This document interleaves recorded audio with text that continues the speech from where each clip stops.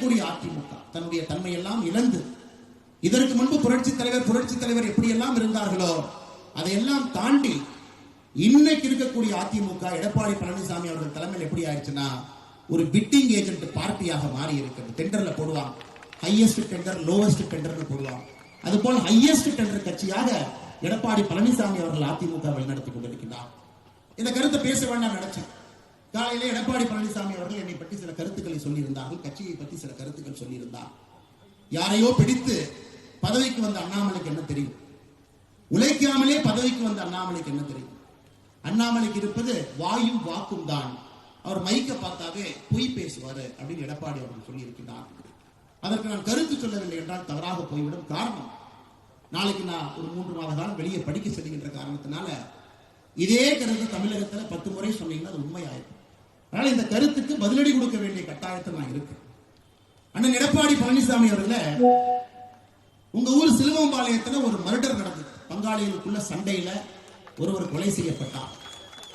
கொலை செய்யப்பட்ட பிறகு அதே சிலுவம்பாளையத்தில் ஒருத்தர் கைது செய்யப்பட்டார். அதன் பிறகு சிறைக்கு போனார். அதன் பிறகு கைது செய்யப்படாத ஒருத்தர் மேற்கு தொடர்ச்சி மலையில் ஒளிந்திருந்தார். இன்னைக்கு திமுக இருக்கக்கூடிய மூத்த அமைச்சர், அன்னைக்கு அதிமுக அமைச்சர், அவர் கையை காலை பிடித்து அந்த வழக்கை முடித்துவிட்டு வெளியே வந்து சிலுவம்பாளையம் பஞ்சாயத்து தேர்தலில் நின்று தோர்த்த மனிதர் நீங்கள். ஆனால் தயவு செய்து எனக்கு நேர்மையை பற்றி, நாணயத்தை பற்றி எனக்கு நீங்கள் பாடம் எடுக்க வேண்டாம். அதே கொங்கு பகுதியில் அதே பக்கத்து மாவட்டத்தில் வந்து அருமை பெருமை எல்லாம் எனக்கு தெரியும். கூவத்தூர்ல நடந்தது கட்சியினுடைய பொதுச் செயலாளரை தேர்ந்தெடுக்கக்கூடிய நிகழ்வா? கூவத்தூர் நடந்தது அலங்கோலம். ஒரு புரட்சி தலைவி நடத்திய ஒரு கட்சி, தமிழகத்தில் திமுகவுக்கு மாற்றாக இருக்க வேண்டும் என்று தமிழக மக்கள் நினைத்த ஒரு கட்சி. கூவத்தூர் நீங்க என்ன அநியாயம் பண்ணீங்க? இஎம்ஐ டெண்டர் சிஸ்டத்தில் கட்சியினுடைய முதலமைச்சரை தேர்ந்தெடுத்து, ஹையஸ்ட் பிட்டராக எடப்பாடி பழனிசாமி, மீடியம் பிட்டராக கொங்கு பகுதியில் இன்னொரு அமைச்சர், லோவஸ்ட் பிட்டராக தென் தமிழகத்தில் ஒரு அமைச்சர். என்ன பிட்டிங்? எந்த எம்எல்ஏவுக்கு மாசம் என்ன பணம் கொடுக்க வேண்டும் என்பதுதான் கூவத்தூர்ல இந்த பிட்டிங் முறை. அதன் பிறகு தவழ்ந்து காலில் விழுந்து பதவியை பிடித்த எடப்பாடி பழனிசாமி தன்மானமிக்க ஒரு விவசாயியுடைய மகனை பச்சையின்களே 10 ஆண்டு காலம் கையெழுத்து போட்டு ஒரு பைசா வாங்காத அண்ணாமலை பற்றி சொல்வதற்கு எடப்பாடி பழனிசாமி என்கின்ற தற்கொலைக்கு எந்த விதமான அதிகாரம் கிடையாது. இது அகந்தை. 2026 புரட்சி தலைவர் நடத்திய இந்த கட்சி இது போன்ற கிழக்கு தலைவர் என்று வழிநடத்திக் கொண்டிருக்கின்றீர்கள். தூக்கி எறியப்படுவீர்கள். 4வது இடம் கூட கிடையாது. 2026 சட்டமன்ற தேர்தலில் அனைத்து இந்திய அண்ணா திராவிட முன்னேற்ற கழகத்திற்கு 4வது இடம் கூட கிடையாது. இல்ல அதுதான் அது வந்து உடன்படுறீங்களா? அதாவது அவர் மாநில தலைவருக்கு கருத்து சொல்வதற்கு உரிமை இருக்கிறது, முடிவெடுப்பதற்கும் உரிமை இருக்கிறது. பின்பு அது விவாதங்களுக்கு உட்படுத்தப்படலாம், பல பேரின் கருத்துக்கள் கேட்கப்படலாம்.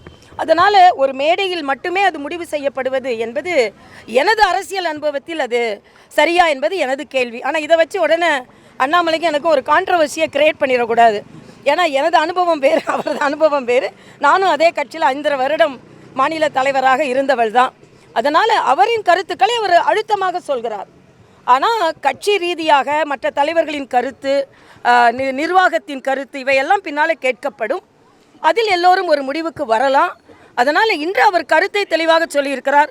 ஒரு மாநில தலைவர் ஒரு கருத்தை கேட்டால் அந்த கால பொழுதில் அதை ஏற்றுக்கொள்வது தான் ஒவ்வொரு கட்சியின் காரியகர்த்தாவின் முடிவாக இருக்க முடியும். நான் இப்போ ஒரு சாதாரண காரியகர்த்தா தான். அதனால் இப்போ அவர் கருத்துக்கு மறுத்து பேச முடியாது. வருங்காலத்தில் பல விவாதங்கள் வரலாம். ஆனால் என்னை பொறுத்த மட்டில் திராவிட முன்னேற்ற கழகம் ஆட்சியிலிருந்து இறக்கப்பட வேண்டும். அதுதான் ஒற்றை குறிக்கோளாக எங்களுக்கு இருக்கிறது.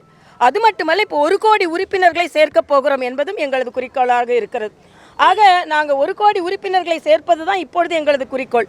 இதில் கூட்டணியை பற்றி இப்போ விவாதம் நடத்தி அதில் நாங்கள் கவனத்தை திசை திருப்ப விரும்பவில்லை, கவனத்தை சிதறடிக்கும் விரும்பவில்லை.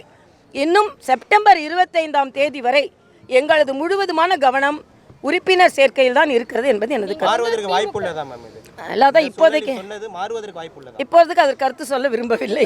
திமுக ஆட்சியிலிருந்து இறக்கணும்னு சொல்றீங்க. ஆனா திரு ரஜினிகாந்த் பேசும்போது இது வந்து ஆலமரம், எந்த புயலாலும் வந்து அசைக்க முடியாதுன்னு சொல்றாரு திமுக.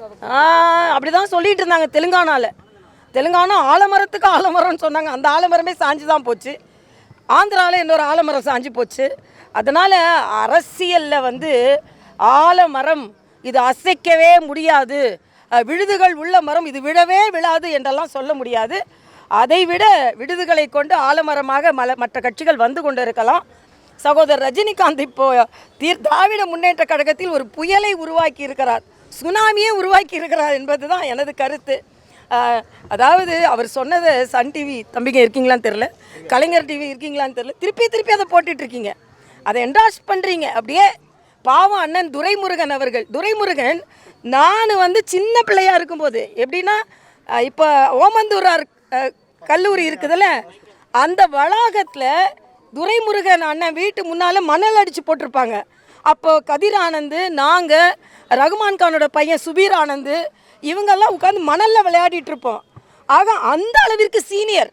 அவர் வீட்டு முன்னால் மணலில் கபடி விளையாடி மணல் எடுத்து விளையாடின நான் ஒரு கட்சியின் தலைவராகி ஆளுநராகி 2 மாநிலத்திற்கு திருப்பியும் கட்சியை பலப்படுத்துகிற அளவுக்கு வந்திருக்கேன். அப்போ அவர் எவ்வளோ சீனியர். ஆக அப்படிப்பட்ட சீனியர் ஸ்டூடெண்ட்டாக இருக்க முடியாது, ஆசிரியராக தான் இருந்திருக்கணும். இதனால் தான் வாரிசு அரசியலை வேண்டாம் என்று நாங்கள் சொல்கிறோம். கட்சிக்கு கடுமையாக உழைத்த அண்ணன் துரைமுருகன் ஸ்டாலினுக்கு கீழ்ப்படிதல் இருக்க வேண்டும் என்றால் அடுத்து உதயநிதிக்கு கீழ்ப்படிதலாக இருக்கணும்னு சொல்லுவாங்க. இன்னொன்று உதயநிதி சொல்கிறார், அண்ணன் துரைமுருகனோட கருத்தெல்லாம் சீரியஸாக எடுத்துக்க வேண்டாமா. அப்போ ரஜினி கருத்தை சீரியஸாக எடுத்துக்கிறீங்களா? அதனால் பாவம் துரைமுருகன் அண்ணன், டிஆர் பால் அண்ணன் பாவம், அவர் மூஞ்சிலே சிரிப்பை நான் பார்க்கல. ஏன்னா அவங்களாம் ரொம்ப சீனியர். அவர்கிட்ட இருந்து பிடுங்கி கனிமொழிகிட்ட கொடுத்தாச்சு. டிஆர் பால் அண்ணனுக்கு தான் நாடாளுமன்றத்தில் தலைவர் பதவியை கொடுத்துருந்துருக்கணும், அதை பிடுங்கி கனிமொழிகிட்ட கொடுத்தாச்சு. இப்போ துரைமுருகன் அண்ணனுக்கு வர வேண்டியதை பிடுங்கி ஸ்டாலின்கிட்ட கொடுத்தாச்சு. அதுக்கப்புறம் அதற்கு முன்ன சீனியர்ஸ் எவ்வளவோ இருக்காங்க, அவங்களுக்கு பிடுங்கி இப்போ உதயநிதிக்கு கொடுக்க போகிறாங்க. ஆக ஒரு குடும்ப ஆட்சி நடந்து கொண்டு இருக்கிறது. கனிமொழி, உதயநிதி, அதில் வந்து தயாநிதி மாறனுக்கு என்ன சிரிப்பு தெரியுமா?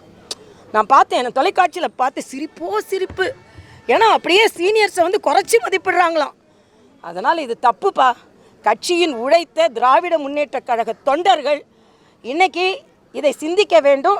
பாஜகவின் உறுப்பினர் சேர்ப்பை நடைபெற்று கொண்டு இருக்கிறது. நீங்கள் அதில் சீனியர்ஸ் எல்லாம் எங்கள் கட்சியில் மரியாதை கொடுப்பாங்க. அதனால் தயவு செய்து எங்களோட உறுப்பினர் சேர்க்கை நடைபெற்று கொண்டு இருக்கிறது என்பதையும் உங்களுக்கு நான் தெரிவித்துக் கொள்கிறேன். அதான் சொன்னேன், கோபாலை நான் கும்பிட்டு விட்டு வந்து விட்டேன்.